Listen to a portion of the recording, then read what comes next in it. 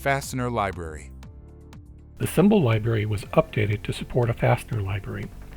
To access the fastener library, look at TurboCAD Explorer tool palette, select Symbols, and then go down to Fasteners, and you'll see there's nuts, bolts, and washers.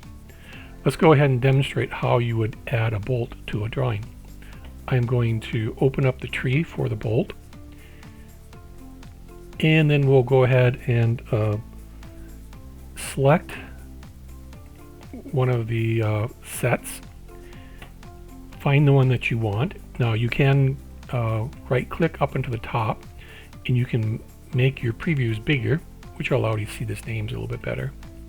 Let's go to large previews, and then simply click on a symbol and drag and drop it into your drawing. Now if you have any need to find out better explanations of the naming convention, just go ahead and pick the name of the part and go over to Copilot and ask it to tell you about that naming convention. In this case, it'll tell you that it's the bolt diameter is 0.75. It also tells you the number of threads per inch, and it's a Unified National Fine thread.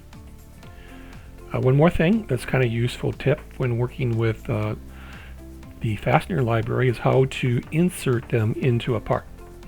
And to do that, we're going to pull out the Advanced Transform palette, and we will pick the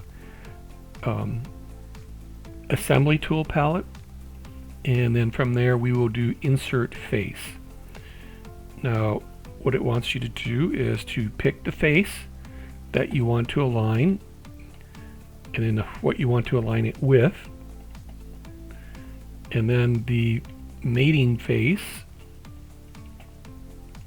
of the bolt, and then the mating face of the part. And then here you can see it placed our fastener inside of our part using the Insert Face tool.